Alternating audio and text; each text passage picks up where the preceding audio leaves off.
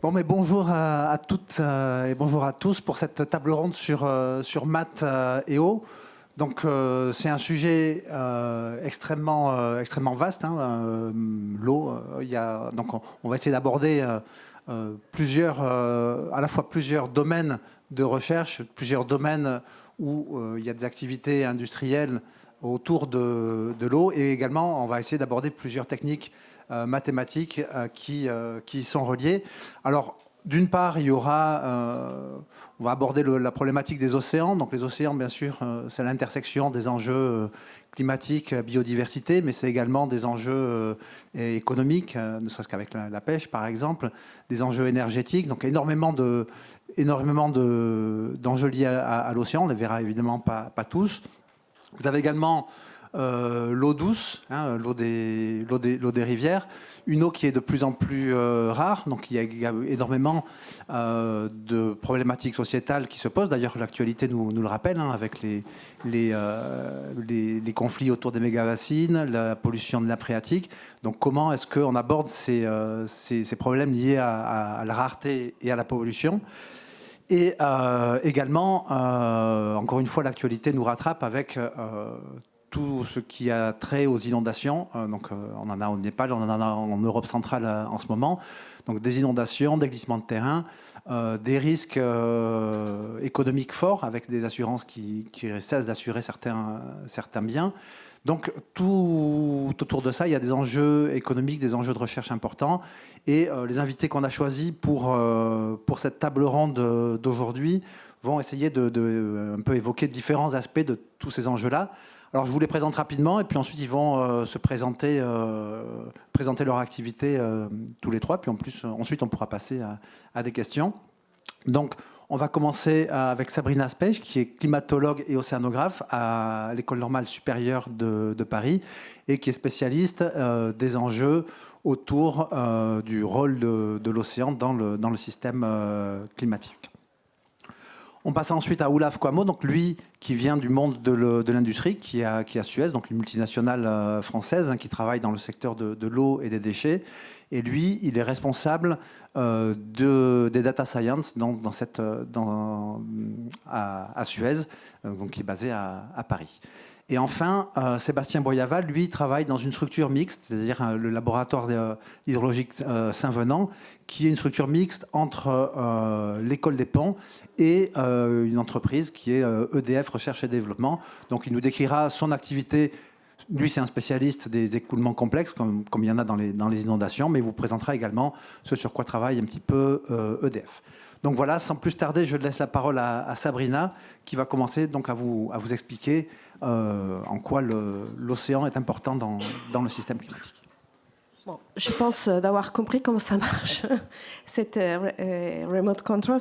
Alors, tout d'abord, je suis océanographe physicienne, donc je ne suis pas mathématicienne, mais nous, dans nos disciplines, donc je fais de la recherche fondamentale, mais notre discipline, d'une part, est interdisciplinaire, donc on travaille avec des chimistes, des physiciens et des biologistes, mais aussi beaucoup de mathématiciens. Et les mathématiques aujourd'hui sont vraiment très importantes dans le développement de notre science. Et donc, juste pour faire le point, le système climatique est pris dans la photo par satellite. Donc, on pense au système climatique avec l'atmosphère, la température qui change, mais l'atmosphère que vous voyez, elle est transparente au rayonnement solaire qui est dans les visibles. Elle est invisible, donc au rayonnement solaire, sauf pour les nuages qui réfléchissent l'énergie solaire. Et ce que vous voyez, c'est essentiellement les continents, avec un peu de biosphère qui est en vert et qui est en vert aussi dans l'océan, et la partie cryosphère, la glace et la neige qui sont en blanc. Et 2/3 de la surface de notre planète, elle est bleue, c'est de l'eau, c'est l'océan. Et donc, les systèmes climatiques, c'est tous ces systèmes qui interagissent énormément avec eux et qui sont, donc l'énergie qui les anime, c'est l'énergie solaire, en toute petite fraction qui arrive sur notre planète. Celle qui n'est pas réfléchie traverse de manière presque sans obstacle l'atmosphère, arrive à la surface et là, elle est absorbée. elle est remise sous forme des rayonnements infrarouges. Et c'est là que tout change, parce que les rayonnements infrarouges, l'atmosphère n'est plus transparente à ces rayonnements. Et cela dépend de la quantité des gaz à effet de serre qu'il absorbe et donc qu'il la réémette vers la surface de notre planète. Et donc, plus il y a des gaz à effet de serre, plus de cette énergie infrarouge va arriver sur notre surface. Et donc, ça sert à chauffer notre planète. Mais là, on parle des chaleurs, donc c'est un transfert d'énergie, mais en effet, c'est pas juste ça. Il y a beaucoup de transformations de cette énergie. Les vents, c'est un exemple. Les courants océaniques, c'est un autre. Et donc, il y a aussi des échanges d'eau. Et donc, mon collègue va vous parler essentiellement de l'eau sur les continents, mais cette eau vient essentiellement de l'océan. Et avec cet échange d'eau, donc l'évaporation, il y a un transfert d'énergie entre l'océan et l'atmosphère qui explique beaucoup aussi les événements extrêmes qu'aujourd'hui on vit, et surtout les précipitations très fortes qui caractérisent ces dernières années. Et donc, plus on a des gaz à effet de serre, plus le système est chaud, plus l'océan est chaud, et plus il peut relâcher de l'énergie à l'atmosphère qui se réchauffe, et aussi de l'eau. Et donc, on va voir si ça fonctionne. Alors, quand on parle d'énergie, on pense à la température qui augmente. Et c'est comme cela que ces changements climatiques sont communiqués. Mais en effet, les changements climatiques et le climat, c'est de l'énergie. Et l'énergie, ce n'est pas juste à la surface de la Terre. Et donc, il faut faire un bilan de où va cette énergie qui est en plus dans notre système, on sort plus. Et donc, quand on fait les bilans grâce aux observations qui sont la seule réalité terrain, les modélisations, on va en parler, c'est juste une approximation de la réalité, on s'aperçoit que cette énergie va à 1% dans l'atmosphère, à 3% pour faire fondre la glace continentale et la banquise, 6% dans les sols qui se réchauffent, mais 90% va passer dans l'océan. Donc l'océan, il est aujourd'hui en train de se réchauffer, et ça sur son volume. Et pourquoi c'est si important? Parce que c'est la capacité spécifique des chaleurs de l'eau qui demande beaucoup d'énergie. Donc on ne voit pas beaucoup de degrés de différence, mais ça représente quand même 90% de cette énergie. Et donc, cette énergie, en plus, surtout dans l'océan, est vraiment reliée aux événements extrêmes qu'on observe. Et ce sont ces événements extrêmes qui font aussi que, par exemple, les assurances commencent à se préoccuper parce qu'ils sont très... ils impliquent beaucoup de dégâts pour les infrastructures, sinon des fatalités humaines. Et donc, chercher de comprendre ce qui se passe en termes d'événements extrêmes, c'est compliqué. On a des séries temporelles qui sont limitées. On a des phénomènes, les équations qui gèrent les fluides, donc océan-atmosphère, sont des équations non linéaires, les équations de Navier-Stokes. Et donc, on ne sait pas les résoudre de manière analytique. Il faut utiliser des ordinateurs, mais qui sont limités en capacité. Donc, il y a des phénomènes qu'on ne connaît pas, qu'on arrive mal à modéliser. Donc, par exemple, les simulations qui sont retenues dans les GIEC ne contiennent pas des événements extrêmes. Et donc, on cherche à les comprendre. Et pour cela, il faut beaucoup d'interaction entre les physiciens et les mathématiciens pour arriver à modéliser, mais aussi pour analyser des données qui sont très complexes. Et donc ici, je vous montre des animations de l'océan et de l'atmosphère. En eau, c'est la vapeur d'eau avec la température. Et c'est donné par des modèles qui sont initialisés avec des données, avec de l'assimilation des données. Donc, ce sont des mathématiques pour chercher de rester proche de la réalité et pouvoir effectuer des prévisions. Ces prévisions, aujourd'hui, sont vraiment fondamentales pour sauver des vies humaines et en termes de météorologie. Et les modèles météorologiques qui étaient uniquement modèles d'atmosphère et surface continentale aujourd'hui sont de plus en plus couplés à l'océan. Donc ça amène encore des complexités dans les systèmes. Mais en plus, il faut qu'on s'adapte. Et pour s'adapter, il faut avoir des simulations numériques, parce que les observations ne donnent pas les futurs, qui soient précise pour que l'État sache, les nations sachent qu'est-ce qu'il faut changer et qu'est-ce qu'il faut construire ou déconstruire autour des continents. Et donc peut-être on voit aussi la simulation de l'océan, je ne sais pas, elle part pas, non, elle n'est pas partie. Donc bon, tant pis. Donc, c'est les défis donc, pour nous, et dans ces travaux interdisciplinaires, sont améliorer les modèles, mais aussi traiter des observations qui commencent à être des données énormes, des bases de données énormes qu'il faut valider, calibrer, et donc ça, il faut des mathématiques, et ensuite, il faut les utiliser de manière différente. Par exemple, on s'est aperçu que les prévisions du GIEC sur la France sont plutôt optimistes, qu'en regardant les données passées, le réchauffement est plus important de ce que prévoient les modèles.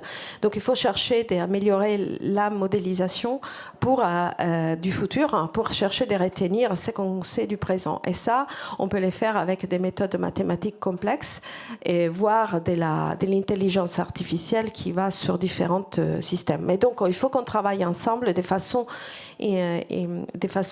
interdisciplinaire pour répondre à des enjeux sociétaux qui sont énormes aujourd'hui. Et donc, pour finir, je vous donne une vision de l'observation qui est très parsemée. Donc, il semble couvrir tout l'océan, mais en effet, elle est très parsemée. Et donc, à partir des observations, il faut qu'on retienne vraiment les données qui sont robustes pour chercher de prévoir les futurs.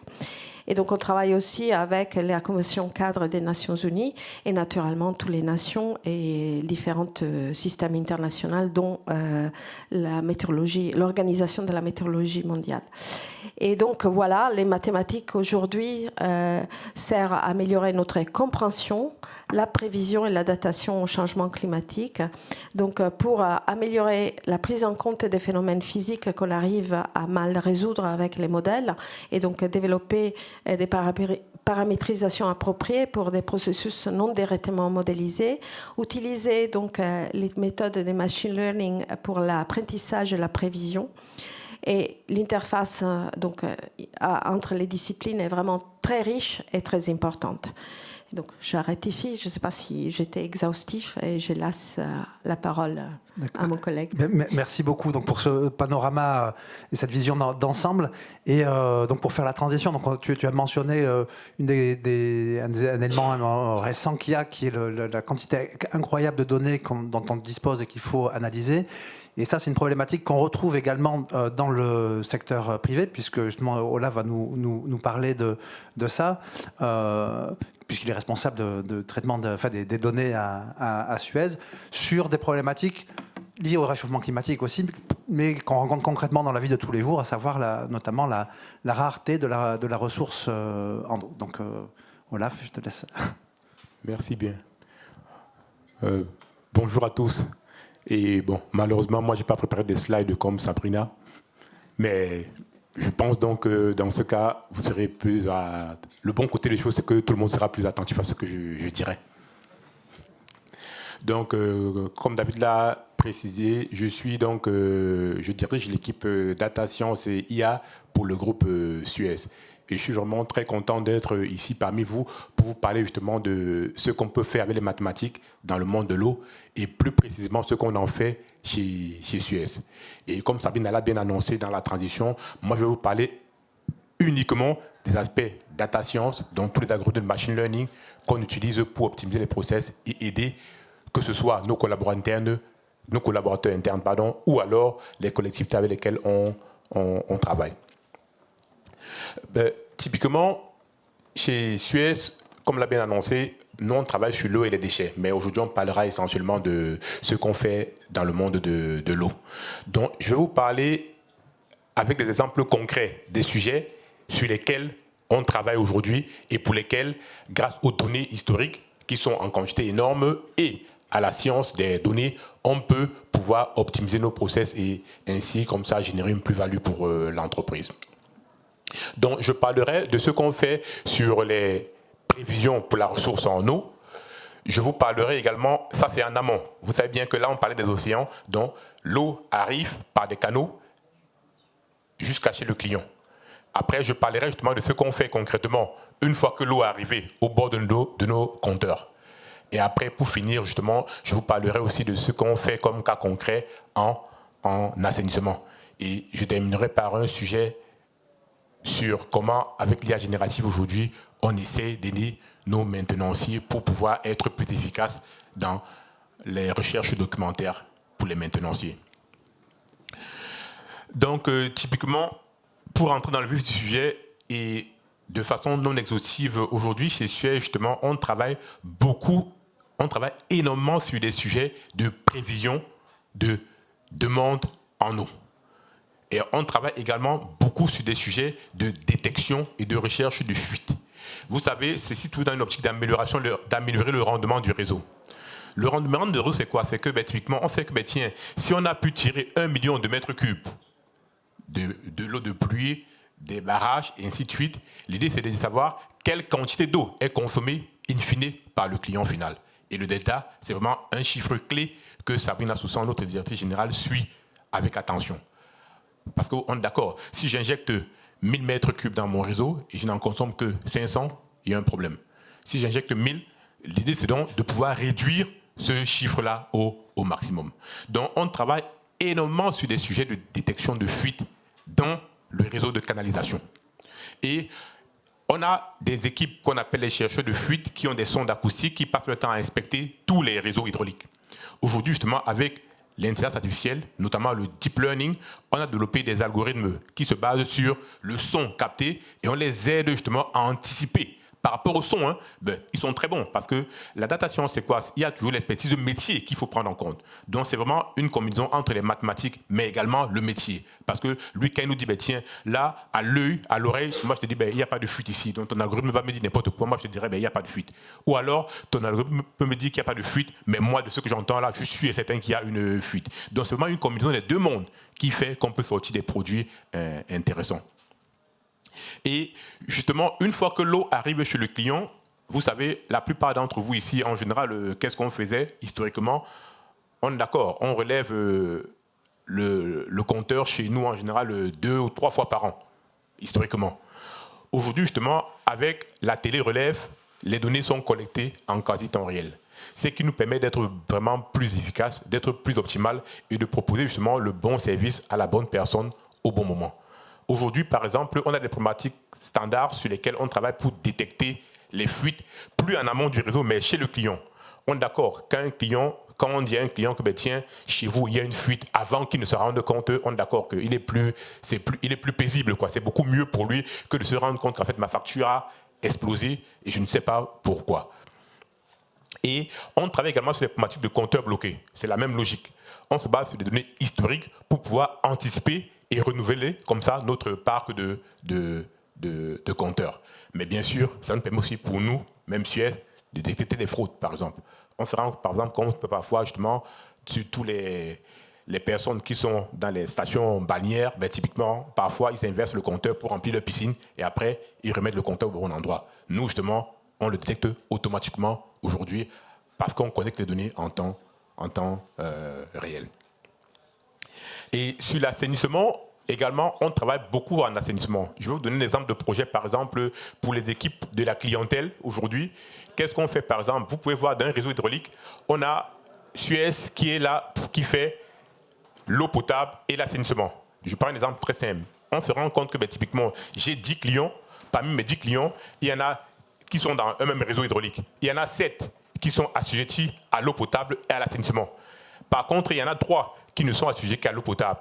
On se dit, sans trop grand risque de nous tromper, que c'est logique aussi qu'eux aussi devraient être assujettis à l'assainissement. À moins, bien sûr, que ce soit une mairie peut-être qui a une fontaine d'eau qui, pour le coup, lui, il n'y a pas d'assainissement qu'il faut dans ce secteur-là. C'est comme ça que ça nous permet, par exemple, l'année passée, de récupérer plus d'1 million d'euros, ce qu'on appelle les euros retrouvés, parce qu'on a pu, comme ça, rattraper le manque à gagner sur lesquels on avait des clients qui étaient assujettis à l'eau, mais pas à l'assainissement, alors qu'ils devraient l'être. Donc voilà à peu près quelques cas d'usage concrets sur lesquels on utilise la data et l'IA pour pouvoir optimiser les process chez Suez. Et je vous ai dit tout à l'heure que typiquement un sujet qui est phare aujourd'hui, c'est tout ce qui est l'IA générative. Nous, on n'est pas en reste sur ces sujets. On a également commencé à investir dessus et à travailler de façon concrète dessus. Mais comme j'aime bien dire aux équipes, je n'aime pas faire la data ou l'intelligence artificielle juste pour le plaisir. J'aime bien que ça puisse servir un use case, un cas concret. Alors, on a des équipes justement d'ingénierie et construction qui sont venues nous dire quoi? Quand ils veulent construire une usine, il y a des manuels opérateurs. Et c'est des milliers de pages. Je ne rigole pas. Vous savez bien, une usine, un boulon qui est changé, c'est documenté. Tout est écrit. Et aujourd'hui, justement, quand les techniciens veulent faire de la maintenance, ils sont obligés d'aller dans cette base documentaire pour chercher l'information, pour savoir comment faire pour changer une pièce.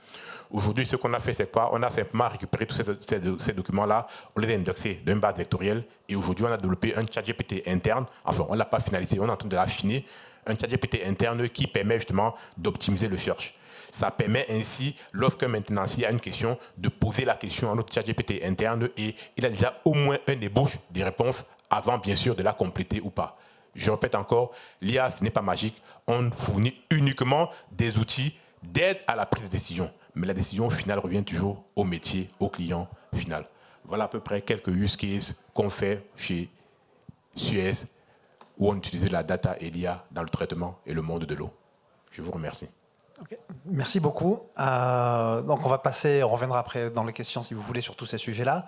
On va passer avec à Sébastien Boyaval, donc comme j'ai dit, qui travaille dans une structure mixte, à la fois académique et industrielle. Donc je te laisse présenter. Voilà.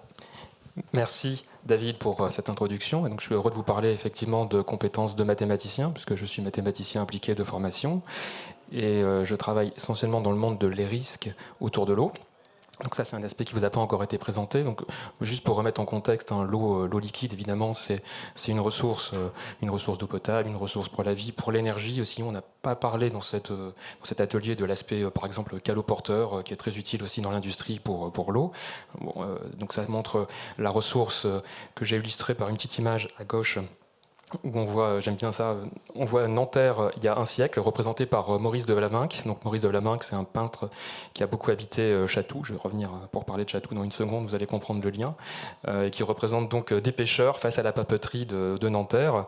Donc la papeterie de Nanterre, activité industrielle, l'eau qui sert donc de vecteur pour le transport, puisque Nanterre, c'est une grande base également pour le transport fluvial, et puis pour l'alimentation, puisqu'on voit donc des pêcheurs qui s'alimentent, et on voit en bas le site de Nanterre, aujourd'hui la papeterie qui est reconvertie en fait donc en un complexe pour l'habiter, et donc la proximité des habitations et de l'eau, qui crée donc, puisque c'est une ressource de laquelle on cherche de s'approcher, des risques, hein, évidemment. Un danger avec un usage, ça crée des risques. Les risques, près de la mer, c'est les inondations, et en bas, c'est également, enfin on appelle ça plutôt la submersion, et en bas, donc l'inondation suite à une brèche dans une digue plutôt continentale. Bon, dans les deux cas, c'est un risque qu'on a envie d'éviter, et pour lesquels donc, les compétences mathématiques sont très utiles, puisqu'on a besoin de modèles qui font appel à ce langage très développé pour ça. Alors, je sais, hop, je me suis... C'est la verte. Voilà. Et donc, nous voici sur le lieu dont je vous parlais, Chatou. Sur cette île, il y a donc ces installations que vous pouvez voir depuis le pont qu'on voit au fond, le pont routier, qui est donc en direction de Saint-Germain-en-Laye, hein, pas très loin d'ici, pour les franciliens qui connaissent probablement. Donc ce lieu héberge depuis longtemps des activités de modélisation, on dit hydrauliques, pour prévenir les risques, pour essayer de les anticiper. Donc ça date notamment de la création d'EDF en 1946. Bon, à l'époque, EDF était une entreprise complètement nationale, donc le laboratoire était un outil de l'État, si on veut. Bon, aujourd'hui, ça reste un partenariat fort avec le ministère de l'écologie ou du développement durable. Transition écologique peut-être, il a encore changé de nom, je suis désolé, je devrais savoir, mais je ne sais pas. En tout cas, il a un partenariat fort avec l'École nationale des ponts et chaussées, qui est donc mon employeur, au sein d'un laboratoire qui est un vrai établissement de recherche, donc, qui s'appelle le laboratoire d'hydraulique Saint-Venant, avec une petite image de monsieur Adhémar Barré de Saint-Venant, donc, qui a été un illustre professeur à l'école des ponts, qui a beaucoup réfléchi à la modélisation de ce qu'on voit là sur l'image, les rivières, et qui donc a nous donné des outils qu'on utilise encore aujourd'hui. Donc je vais pouvoir vous en parler. Alors ce qu'héberge Céol, et vous serez évidemment invité si vous voulez creuser et venir voir, découvrir ce qui s'y cache, c'est des modèles physiques qui permettent d'ajuster les modèles mathématiques. Donc moi je travaille dans un lieu où on travaille en permanence à la construction de modèles mathématiques, en particulier pour modéliser l'hydrodynamique. C'est évidemment la base de la prévention des risques dans le monde des inondations, c'est comprendre comment coule l'eau. Alors on a entendu parler tout à l'heure de Navier-Stokes. Bon, il y a également les équations d'Euler que vous connaissez probablement si vous avez fait des études autour des équations dérivées partielles. Donc ces modèles sont relativement générique, même si ça peut se discuter, j'y reviendrai à la fin de l'exposé, hein, ça dépend à quel type de fluide on pense.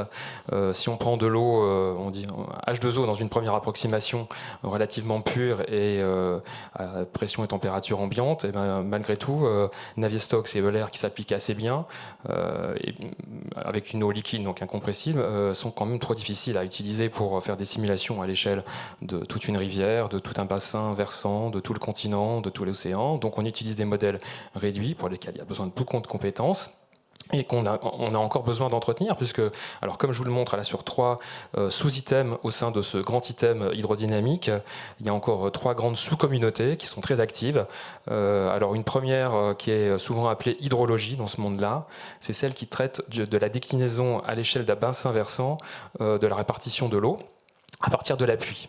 Donc on fait pleuvoir sur un bassin versant avec des modèles qui sont d'abord statistiques. Donc il y a une question d'analyse de données qui est très importante évidemment. Donc on a besoin de différentes compétences mathématiques pour ensuite les répartir sur l'ensemble du bassin versant jusqu'à l'estuaire, hein, jusqu'à la mer.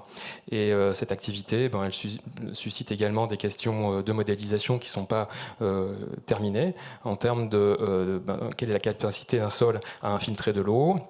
Et puis sur une rivière qui est donc on appelle ça un lit mineur bien connu, un lieu où l'eau est quasiment toujours présente. Il y a également des questions d'analyse de données sur lesquelles il y a des thèses actuellement dans mon laboratoire sur divers aspects. Alors hydrodynamique, on voit en haut à droite, une image d'un canal EDF dans lequel a lieu une onde qu'on dit dispersive.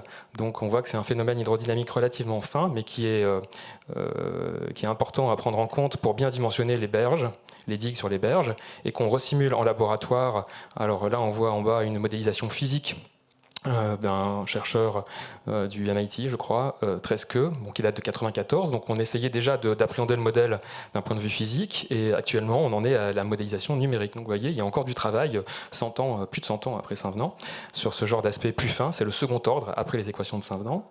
Donc ça c'est un aspect sur la répartition de l'eau. Après, une fois que l'eau est répartie sur le bassin versant, il y a une autre sous-communauté qui s'intéresse au fonctionnement d'un ouvrage.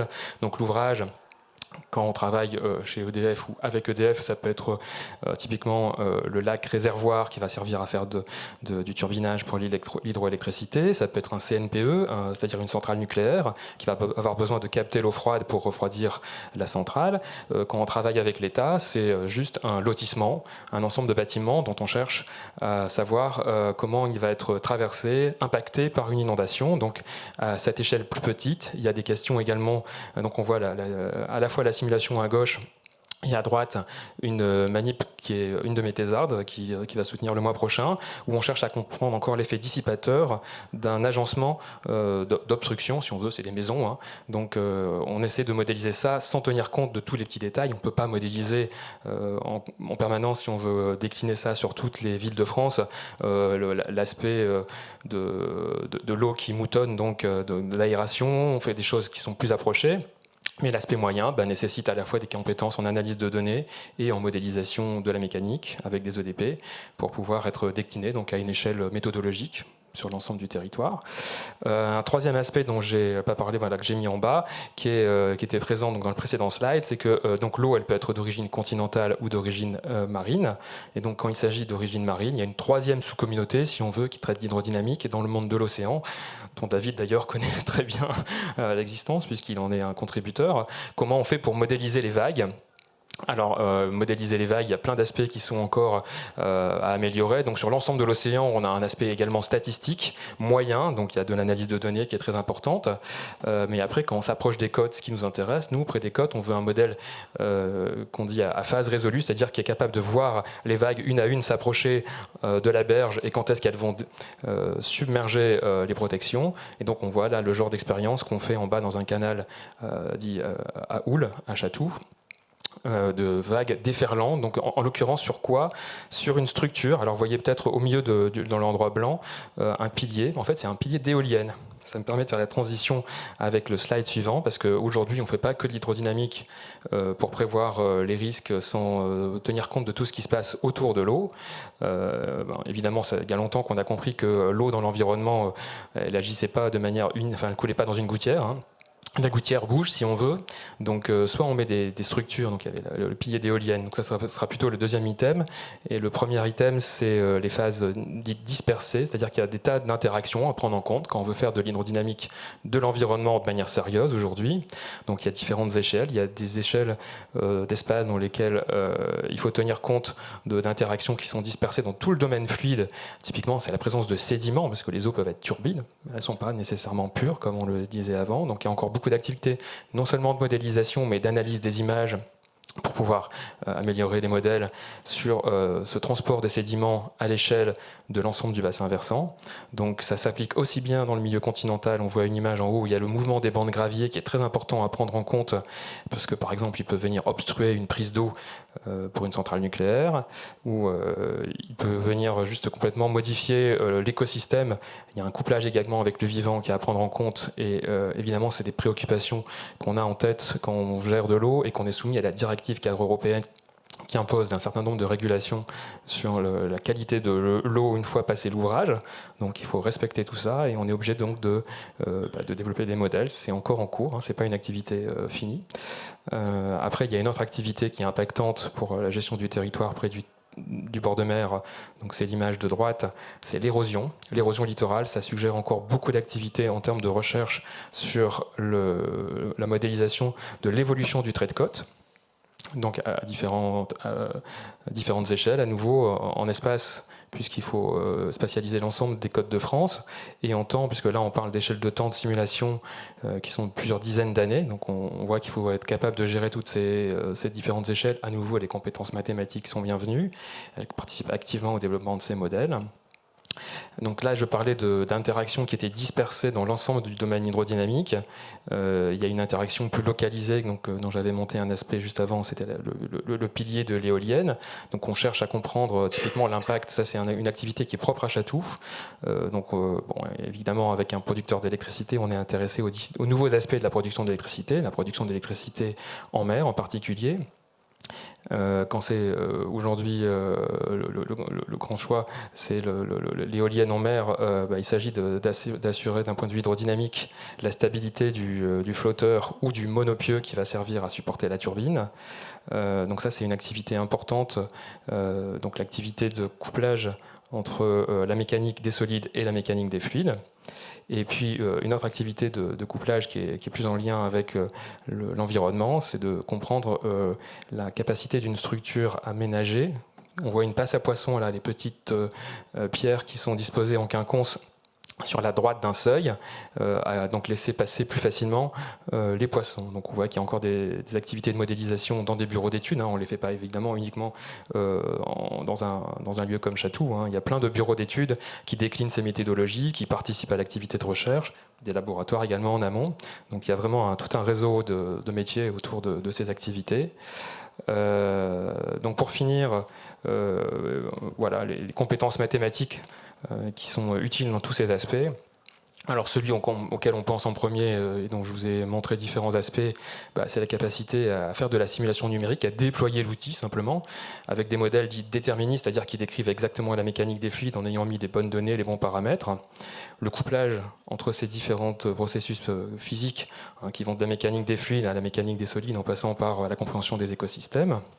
Donc ça nécessite des compétences mathématiques, évidemment. Et il y a également les aspects, donc, pour l'ajustement de ces modèles, d'analyse de données.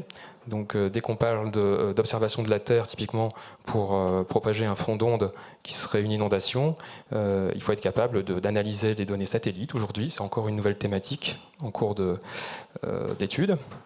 Il y a la question de la quantification des intertitudes qu'on n'a pas beaucoup abordée ici, mais qui est également très importante en termes de sources d'emploi actuellement. Parce que toutes ces activités de modélisation nombreuses, successives, elles nécessitent d'être encadrées par des marges. Donc autant avant on se contentait avec des ressources de calcul faibles à faire une fois le modèle et puis bon, on faisait des petites variations à la main sans trop savoir dire quelle était réellement la limite d'un calcul. Aujourd'hui on cherche à finement essayer de décrire l'intervalle de confiance autour duquel on peut réaliser ces modélisations à la base déterministes. Et enfin, la dernière activité qui est vraiment la mienne, que David a évoquée, qui est modéliser des processus physiques qu'on sait encore difficilement modéliser pour, in fine, les intégrer à toute cette chaîne de calcul et en décliner une vraie méthodologie de prévention des risques. Par exemple, dans le monde des glissements de terrain, on a affaire à des fluides qui sont de l'eau avec un peu de sédiments, voire beaucoup de sédiments. Donc en fait, l'eau ne se comporte plus comme l'eau que vous avez dans une bouteille. Ce n'est plus un modèle newtonien qu'il faut utiliser, c'est-à-dire que la viscosité, si on veut, de ce liquide est très différente de celle d'une eau pure. Et donc, il faut encore modéliser les écoulements non newtoniens avec des modèles pertinents qu'on est en train de développer. Voilà, c'est pas une activité finie. Dans le même genre d'idée, plus en phase avec des questions du vivant, les interactions trophiques à l'échelle d'un écosystème. Par exemple, je montre ici une image, un lac. Donc, un lac dans lequel peut se produire un glissement de terrain, typiquement. Si on pense à Chambon, dans les Alpes, il y a potentiellement un risque de glissement de terrain sur un réservoir similaire à celui que vous voyez là, qui occupe une partie des activités de chercheurs. Mais il y a une autre activité qui est importante autour des lacs réservoirs, c'est la compréhension des écosystèmes, puisque c'est des milieux, ça a été mentionné d'ailleurs par le GIEC, qui sont très sensibles aux évolutions de température. Il y a de nombreux comportements de la vie qui ont lieu dans les lacs. Ils sont alimentés en amont par les nutriments qui viennent du bassin versant. Ils sont connectés entre eux le long d'une chaîne de rivières. Et ils sont évidemment soumis à une forme de stabilité très dépendante de la température de l'atmosphère. Donc c'est ça qu'on cherche à comprendre aujourd'hui. Quelles sont l'ensemble des interactions trophiques qui sont clés pour la stabilité de l'écosystème lacustre. Voilà. Je crois que j'ai pas mal décrit de pistes. Je vais m'arrêter là. Et je serai heureux de répondre à vos questions. Ok, merci beaucoup. Donc vous voyez, vous avez eu un aperçu qui est très partiel, mais pourtant vous avez vu très, très riche, de ce qu'on peut faire autour de l'eau avec la modélisation mathématique. Donc on pourrait continuer, mais je pense que si vous avez des questions, autant en profiter. Donc je vous laisse la parole. Faites signe si vous avez une question pour un ou une des intervenants.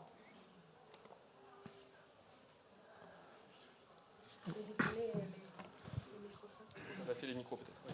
Alors, voilà, on va faire passer les micros. Donc on a un autre peut-être répondre. Je sais pas, au garde de l'eau, je sais pas qui c'est. Une question pour EDF directement. En fait, ma question, vous avez décrit beaucoup d'activités, c'est uniquement sur le site de Saint-Venant Alors, activités ou... déjà première chose, je ne suis pas employé EDF, je suis employé de l'école des ponts, mais effectivement, donc je dirige le laboratoire commun, donc je peux répondre pour les parties que je connais des activités d'EDF. Donc EDF a beaucoup d'implantations, évidemment. Les activités de simulation numérique qui ne sont pas directement liées à de la recherche sont plutôt faites dans des centres d'ingénierie. Il y en a divers en France.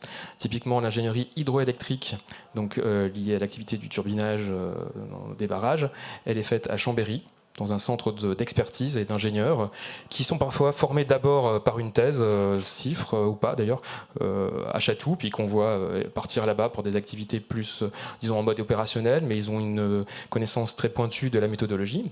Ils vont la décliner, ils vont aider les unités de production à la décliner. Donc les unités de production, c'est les sites. Chacun des barrages fait appel au CIH pour faire une simulation particulière de son site, donc dans un cadre légal, parce qu'il y a des visites décennales qui vérifient que chaque unité de production opère bien dans un cadre convenu. Donc ça, c'est plutôt dans des centres délocalisés. À Chatou, on fait vraiment la recherche et la méthodologie qui sert ensuite aux différents sites d'ingénieurs. Donc, par exemple, j'en ai mentionné un pour l'hydroélectricité. Il y en a d'autres pour la question des inondations autour des centrales nucléaires.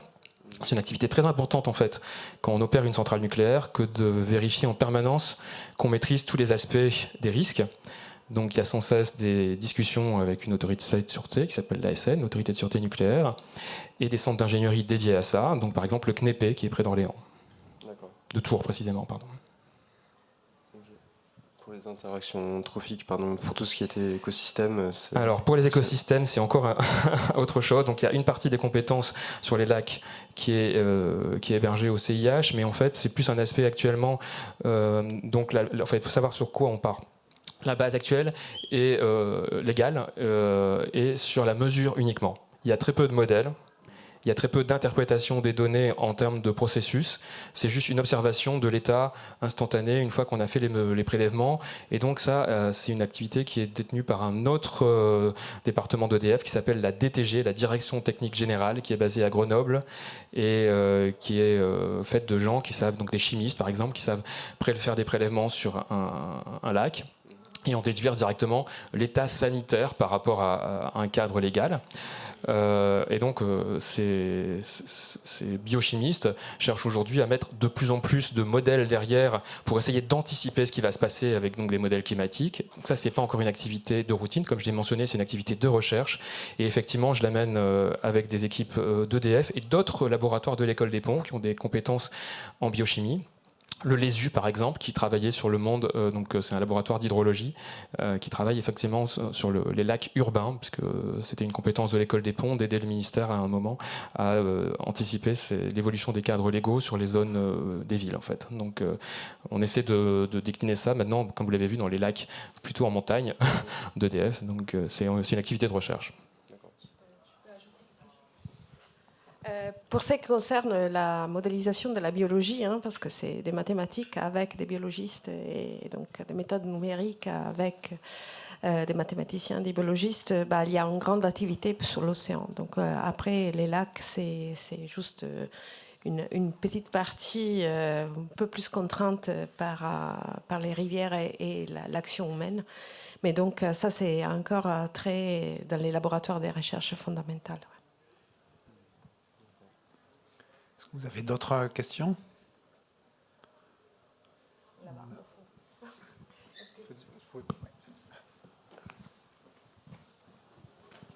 C'était qui ?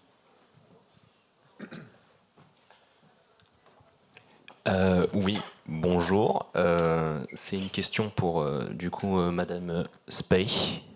Du coup, vous êtes dans un laboratoire de recherche. Est-ce qu'il y a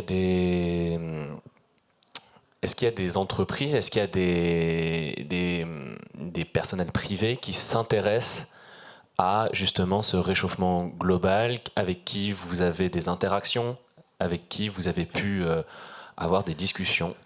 Alors, naturellement, donc nous, on travaille au loin, mais déjà, toutes les entreprises qui travaillent avec les satellites, qui sont une source fondamentale d'observation, c'est du monde privé. Et donc, il y a l'agence spatiale française, celle européenne. Il y a toute une constellation d'entreprises qui travaillent dans ça, dans la mise en œuvre du satellite, mais aussi dans l'analyse des données. Après, si on arrive proche de la côte, il y a tout cet environnement côtier qui aujourd'hui, il est très... très mise en exergue par les changements climatiques, à la fois par l'érosion, les submersions, etc.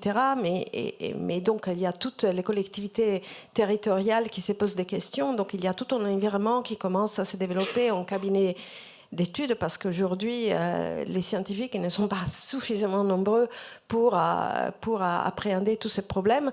Mais bon, il y a les BRGM, par exemple, qui est très connecté avec de la modélisation, de l'analyse des données, de la datation, des prévisions et donc de la datation, avec aussi des bureaux d'études.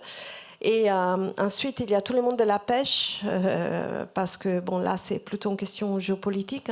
Donc, on cherche de développer des ménagements des pêches, et ça, c'est aussi une industrie.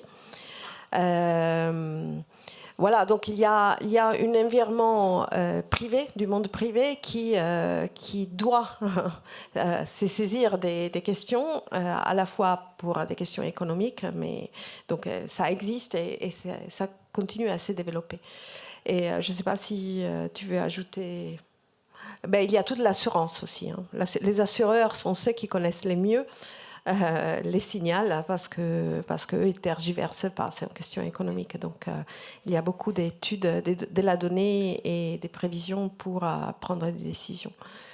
Peut-être sur cette thématique, à titre d'information, il y a un groupe de recherche du CNRS qui s'appelle Océan Homer, qui regroupe toutes les disciplines qu'il y a au CNRS, donc depuis l'histoire jusqu'aux mathématiques, qui travaillent en lien avec les océans. Et donc, vous pouvez aller regarder sur le site web de ce groupe de recherche.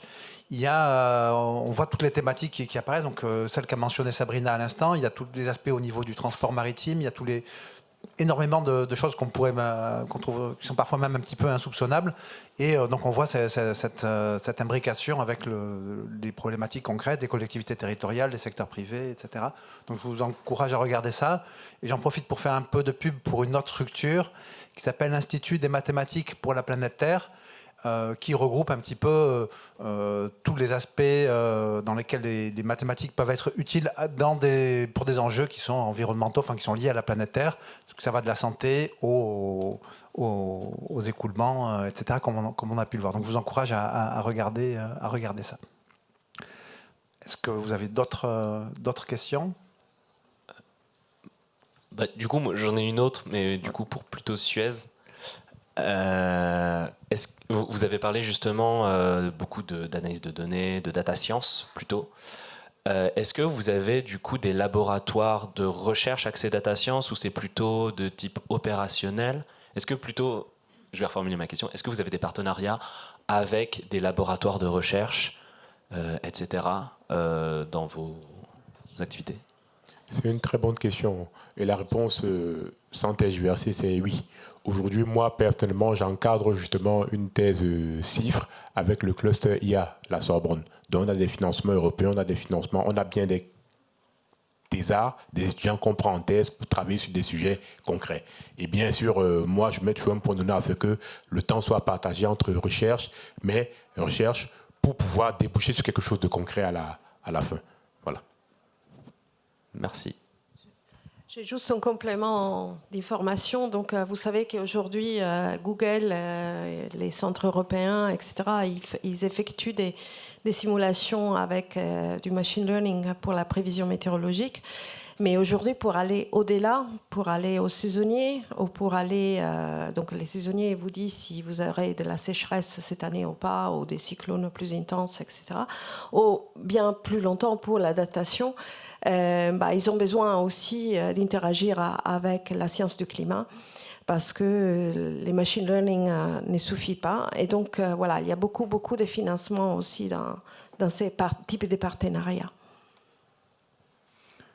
Merci. Est-ce que vous avez d'autres questions ?